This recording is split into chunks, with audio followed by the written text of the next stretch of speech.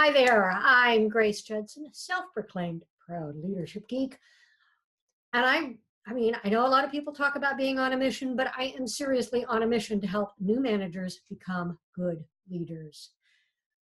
And here is something that a lot of my clients wonder about. Just how empathetic should one be in the work environment?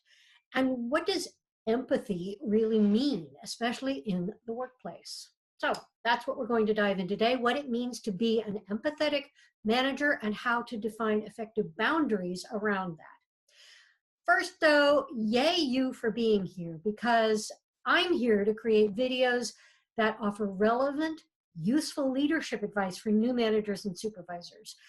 So go ahead and subscribe if you haven't already, and hit that little notifications bell so you'll be informed when I publish a new video each week. Okay, you have probably heard a lot about how emotions don't belong in the workplace. And the job is the job, and as a manager, you have to keep your eye on the job, you have to keep your people focused on the job, and not spend a whole lot of time thinking about what might be happening to them outside the office.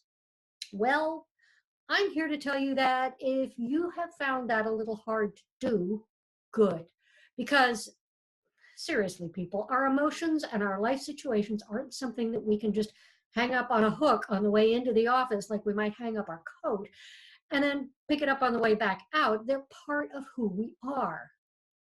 So the trick is to create an environment that respects and cares about people's whole life, not just their work performance, without going too far and creating drama or getting too involved in their personal life and personal situations.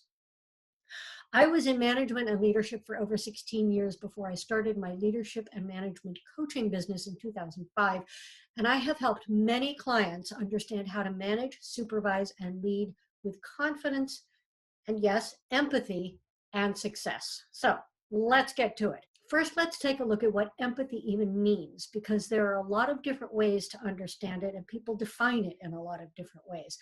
And I want to start with what it isn't. It is not the way you'd be with a good friend or a family member who's going through a hard time. It is about understanding that everyone is impacted by what goes on in their lives, whether it's their time at work or their time outside of work. We all know that work stress can impact our personal lives. After all, so obviously personal life stuff is going to impact our work life. It's a fact of life. So think about your own experience and think about your colleagues and friends. I'm not going to put you on the spot to report anything personal or confidential, but I will bet you have had times and witnessed times when someone's life situation had an impact on their work performance. We all run into this. So it might have been something difficult and sad, maybe a death in the family or even the death of a pet, or it could have been something really happy like getting married. What have you experienced or witnessed where a personal situation impacted work performance, whether yours or a colleague's? I can tell you that even as a self-employed person who presumably has a little more control over my work situation, there have certainly been times when personal issues made it very difficult to stay focused and get things done in my business. So how about you? Comment below. Let me know that even if it's just a yes, I get that, I've seen that, yes, I've experienced that, just to let people know that they're not alone when they see this and they see the comments.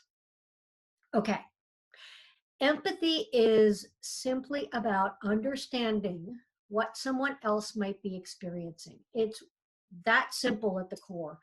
If you want a bit more detail, there's a video I did on the 3 levels of empathy, which goes into it in more depth, and I've included the link down below this video in the comments, in the video description. The more we can understand what someone is dealing with, whether it's a high stress issue going on in their life or just who they are and what they want from their career, this isn't just about problems after all. The more we understand whatever it might be, the more we can work with them to help them succeed, and the more we can influence them and motivate them to do their best work. Here's the tricky part on this, though. Sometimes when we're trying to help an employee succeed who might be dealing with a lot of personal stuff, we need to exercise some caution. We need to be careful not to get into fix-it mode. That is not our job as their manager, as anybody's manager. And unless you've got a degree in counseling, it is also not your field of expertise, and it can get you in trouble. So don't go there. You need to understand the limits and boundaries of what you can reasonably do, both from the perspective of not going into fix-it or counseling mode, and from the perspective of what's reasonable within the work environment. Whatever someone may be going through, and however much we may feel for them and want to help, they still need to be held accountable for their job performance. A temporary slip in performance, if something big is going on, they're getting divorced, somebody in their family is ill, that's reasonable and that's humane. But a long-term performance issue or inability to live up to the requirements of the job is not. It's fine and good to feel sad for someone's troubles, but that doesn't mean they don't get to do their job. And I know that that can be difficult, especially for people who really care about their employees.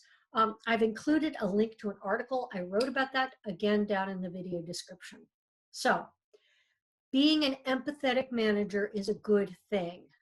It will increase your team's trust in you, and that will also increase their engagement and willingness to go the extra mile for you when necessary. Just remember that empathetic understanding doesn't mean being their counselor, and it doesn't mean that they can underperform for extended periods of time. Okay, that's it for this video, but do remember to check out the other resources I mentioned. The links are down below, as I said, in the description. There's a little show more link there that you'll need to click in order to pop the full description open and see everything that's there. One more thing I'm going to say, which is that if this question of empathy in the workplace, being an empathetic manager, is interesting to you and you want to learn more about it, I will also invite you to check out my Empowered Leadership Program. It is specifically designed for new managers and new supervisors, and it includes a whole module on what I call professional empathy, which is what we've been talking about here today, as well as a lot of solid, helpful tools and practices to improve your management and leadership in all areas: managing, delegating, communicating, negotiation, conflict, and a whole lot more. The link to the program description is also down there in the video description. And finally, if you liked this video, please let me know by clicking the like button below, subscribe if you haven't already, share it with your colleagues, and give me a comment to let me know any insights or aha moments you had. Until next time, take care.